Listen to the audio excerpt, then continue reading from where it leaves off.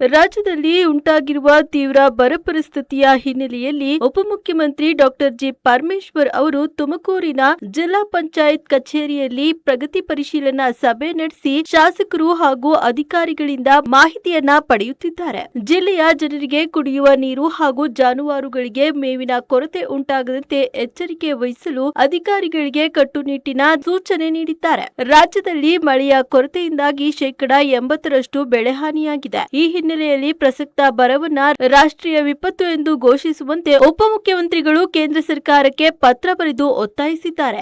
ಜಿಲ್ಲಾ ಮತ್ತು ತಾಲೂಕು ಮಟ್ಟದಲ್ಲಿ ಟಾಸ್ಕ್ ಫೋರ್ಸ್ಗಳು ನಿಯಮಿತವಾಗಿ ಸಭೆಗಳನ್ನ ನಡೆಸಿ ಕುಡಿಯುವ ನೀರು ಮತ್ತು ಜಾನುವಾರುಗಳಿಗೆ ಮೇವಿನ ಕೊರತೆಯಾಗದಂತೆ ಎಚ್ಚರಿಕೆ ಕ್ರಮವನ್ನ ಕೈಗೊಳ್ಳಲು ಅಧಿಕಾರಿಗಳಿಗೆ ಕಟ್ಟುನಿಟ್ಟಿನ ಸೂಚನೆ ನೀಡಿದ್ದಾರೆ. ಅಧಿಕಾರಿಗಳು ಜನರ ಬಳಿಗೆ ತೆರಳಿ ಕುಂದುಕೊರತೆಗಳನ್ನ ಆಲಿಸಬೇಕು ಮತ್ತು ಯಾವುದೇ ಪ್ರದೇಶಗಳಲ್ಲಿ ನೀರಿನ ಅಭಾವ ಉಂಟಾದಲ್ಲಿ ಟ್ಯಾಂಕರ್ ಮೂಲಕ ನೀರು ಪೂರೈಸಲು ಸಿದ್ಧರಿರಬೇಕು ಎಂದು ನಿರ್ದೇಶನ ನೀಡಿದ್ದಾರೆ.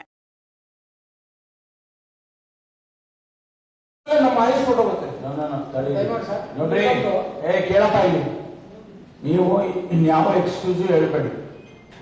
I am giving you the direction. Immediately ನೀವು ಕುಡಿಯೋ ನೀರಿಗೆ ನೀವು ಕನೆಕ್ಷನ್ ಕೊಡಕ್ಕೆ ಶುರು ಮಾಡಿ. ಮಿಕ್ಕಿದ್ದೆಲ್ಲ ಪ್ರೊಸೀಜರಲ್ಲಿ ಇದು ನಾವು ಬಿಟ್ಬಿಡಿ. ನಮಗೆ ನಾವು ಸರ್ಕಾರದಲ್ಲಿ ನಾವು ಮಾಡ್ತೀವಿ. ನೀವೇನು ತಲೆ ಕೆಡಿಸಿ, ನಿನ್ನ ತಲೆ ಹೋದರೆ ನಾನಿದ್ದೀನಿ. I am giving you direction. Immediately ನೀವು ಕನೆಕ್ಷನ್ ಕೊಡಿ. ಆಮೇಲೆ ಪೈಪ್ ಲೈನು ಈಗ ನಾವು ಟ್ರೀಟ್ ಮಾಡಿ ಅಲ್ಲಿ pipe what is the use? Otherwise ನೀವು ಬೋರ್ವೆಲ್ ಕೊರಿದ್ರೆ ನೀರು ತಗೊಂಡು ಪೈಪ್ ಲೈನ್ ಕನೆಕ್ಷನ್ ಕೊಡದೆ ಹೆಸರಿಟ್ಕೊಂಡು ಬೇರೆ ಹೆಸರಿಟ್ಕೊಳ್ಳೋದಕ್ಕೆ ತಕರಾರಿಲ್ಲ. ಆದರೆ ನಾವು ಪರ್ಸೆಂಟೇಜ್ ಮಾಡಿದ್ದಾರೆ. ಈಗ 60-40 ರೇಷಿಯೋದಲ್ಲಿ ನಾವು ಮಾಡ್ತೀವಿ ಅಂತಂದ್ರೆ ಈಗ ಸರ್ಕಾರದ ಮೇಲೆ ಸಿಕ್ಕಾಪಟ್ಟೆ ಹೊರೆ ಬೀಳ್ತದೆ ಅಂತ ಈಗಾಗಲೇ ನಾವು ನಮ್ಮ ಅನಿಸಿಕೆಯನ್ನು ಸರ್ಕಾರ ತಿಳಿಸ್ಬಿಟ್ಟಿದ್ದಾರೆ. ಈಗ ಅವರೇನು ಚೇಂಜ್ ಆಗೋದಿಲ್ಲ. ಅದಕ್ಕೆ ಈಗ ನಾವು ಹೆಸರನ್ನು ಬದಲಾಯಿಸೋದಿಲ್ಲ. ನಾವು ನಮ್ಮ ಸರ್ಕಾರದಿಂದನೇ ನಮ್ಮ ರಾಜ್ಯ ಸರ್ಕಾರ ನಡೆಸ್ತೀವಿ ಕಾರ್ಯಕ್ರಮ ಅನ್ನೋ ಮಟ್ಟಕ್ಕೆ ನಾವು ತೀರ್ಮಾನ ಮಾಡ್ತಾ ಇದ್ದೀವಿ. ಆದ್ರಿಂದ ನಮಗೆ ಈಗ ಖಂಡಿತವಾಗಿ ಹೊರೆ ಬಿದ್ದೇ ಬೀಳುತ್ತೆ. Will make good of it. ಆ ಹಣದಲ್ಲಿ ಆಗಲ್ಲ, ಬೇರೆ ಮಾಡೋಣ. ನಮಗೆ ಎಮರ್ಜೆನ್ಸಿ ದುಡ್ಡೇ ಕೊಡ್ಬೇಡ್ರಿ. ಸಮಸ್ಯೆ ಇದ್ರೆ ನಿಮ್ಮ ಅಧಿಕಾರಿಗಳಿಂದಲೇ ಅವ್ರಿಗೆ ತೋರಿಸ್ತೀವಿ. ಅವ್ರಿಗೆ ಕರ್ಕೊಂಡೋಗಿ ಎಸ್ಟಿಮೇಟ್ ಮಾಡಿಸ್ತೀವಿ. ಎಲ್ಲಿ ಸಮಸ್ಯಾತ್ಮಕ ವಿಲೇಜ್ಗಳವ ಅಲ್ಲಿ ಟಾಸ್ಕ್ ಫೋರ್ಸ್ ಇಂದ ಕಳಿಸ್ತೀವಿ. ಅದನ್ನ ನಾವು ಏನೇನು ಕಳಿಸಿರ್ತೀವೋ ಒಂದ್ಸರಿ ಕ್ರಾಸ್ ವೆರಿಫೈ ಮಾಡಿ ಬೇಕಾದ್ರೆ ನೀವು ಅಪ್ರೂವ್ ಮಾಡ್ಕೊಡೋದ ಸ್ಟ್ರಿಕ್ಟ್ ಆಗಿ ಹೇಳ್ಬಿಡಿ ಅಷ್ಟೇ. ಅಲ್ಲ ಟೈಮ್ ಟಾರ್ಗೆಟ್ ಇಟ್ಬಿಡಿ.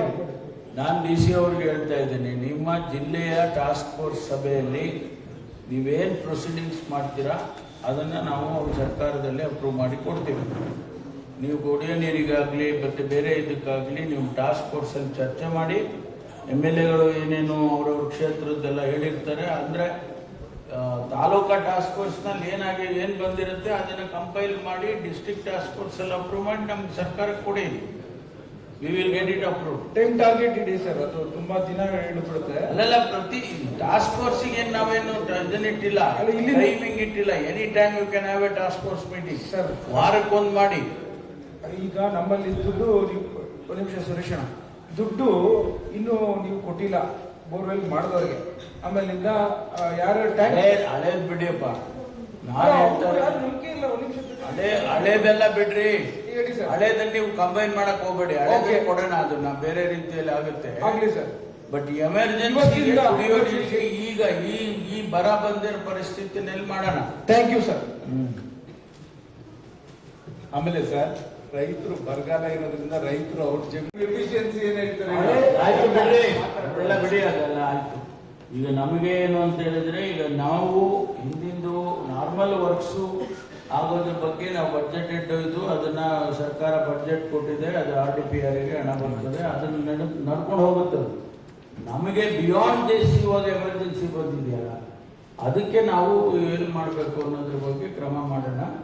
ಅದಕ್ಕೆ ಸಹಕಾರ ಕೊಡಿ. ಟಾಸ್ಕ್ ಫೋರ್ಸ್ನಲ್ಲಿ ನೀವು ಅಪ್ರೂವ್ ಮಾಡಿ ಕೊಟ್ಟ ತಕ್ಷಣ ಇಮಿಡಿಯೇಟ್ ಆಗಿ ನಾವು ನಿಮಗೆ ಹಣನೂ ಕೊಡ್ತೇವೆ. ನಿಮ್ಗೆ ಏನು ಸಿಸ್ಟಮ್ ಏನು ಕೆಲವು ಸಂದರ್ಭದಲ್ಲಿ ನಿಯಮಗಳು ಬರಲ್ಲ, ಅದು ಇದು ಏನಾದ್ರು ಇದ್ದರೆ ಅದನ್ನು ಕೂಡ ನೀವು ಮೆನ್ಷನ್ ಮಾಡಿ ಅದನ್ನು ಕೂಡ ನಾವು ಎಕ್ಸಾಮ್ ಮಾಡೋದಕ್ಕೆ ಏನ್ ಮಾಡಬೇಕು, ಕ್ರಮ ತಗೊಳ್ತೀವಿ. ಆಮೇಲೆ all the powers are delegated. ನಗರ ಪ್ರದೇಶಕ್ಕೂ ಪ್ರಾಬ್ಲಮ್ ಬರುತ್ತೆ. ನೀವು ಅದ್ರದ್ದು ಅಷ್ಟು ಇಲ್ಲಿ ಇದೆ ನೋಡಿ, ನೀವು ಡೇಟಾ ನೋಡಿ. ಅದ್ರ ಕೂಡ ಕ್ರಮ ಕೈಗೊಳ್ಬೇಕು. ಅಲ್ಲಿ ಬೋರ್ಡ್ ಕೊಡಿಸಿದ್ರೆ ಈಗ ನಮ್ಮವೆಲ್ಲ 2046 ವರೆಗೆ ನಮ್ಮೊಂದು ನಿಮಗೆ ಫುಲ್ ಆದರೆ ಕೆಪಾಸಿಟಿ ಎಷ್ಟು ಮುಗುಡ್ ನಡೆದು 363 MC 363 MCFT ಎಷ್ಟು ದಿವಸಕ್ಕೆ ಬರುತ್ತಣ್ಣ? 5 ತಿಂಗಳು 5 ತಿಂಗಳಿಗೆ ಬರುತ್ತೆ. ಈಗ ನಾವು ಕೊಟ್ಟಿರೋದು 5 ತಿಂಗಳಿಗೆ ಬರುತ್ತೆ. ಅಂದರೆ ಪ್ರತಿದಿನ ಕೊಟ್ಟರೆ ಕೂಡ ಅಷ್ಟು ದಿನ ಬರುತ್ತಾ? 3 ತಿಂಗಳು 363 ಪ್ರತಿದಿನ ಕೊಟ್ಟರೆ ಅಷ್ಟು ದಿವಸ ಬರುತ್ತಾ? ಸರ್ 3 ಮಂತ್ಸ್ ವರೆಗೂ ಪ್ರತಿದಿನ ಕೊಟ್ಟರೆ ಬರುತ್ತೆ ಸರ್. ನೀವಿಲ್ಲ, ನಾನು ನೋಡಿದ್ದೆ, ನಾನು ಹೇಳ್ತಿದ್ದೀನಿ 4 ದಿನಕ್ಕೆ ಒಂದ್ಸರಿ ಕೊಡ್ತಾ ಸರ್ ಇದ್ದೀನಿ, ಅದೇ ಸರ್ 3 ದಿನಕ್ಕೆ ಒಂದ್ಸರಿ ಕೊಡ್ತಾ ಇದ್ದೀನಿ. 4 ದಿವಸದ್ದು ಮತ್ತೆ 3 ದಿವಸಕ್ಕೆ ಏನು ವಾರ್ಡ್ಗಳು ಕೊಡ್ತಾ ಇದ್ದೀವಿ. ಈಗಾಗಲೇ ವಾರ್ಡ್ ವಿಸಿಟ್ ಮಾಡಿದ ನಂತರ 85 ಲಕ್ಷಕ್ಕೆ 18 ಬೋರ್ಗಳನ್ನ ನಾವು ನಮ್ಮ ಸ್ವಂತ ಪಾಲಿಕೆ ಅನುದಾನದಿಂದ ಕೊಡಿಸಿದ್ವಿ ಸರ್.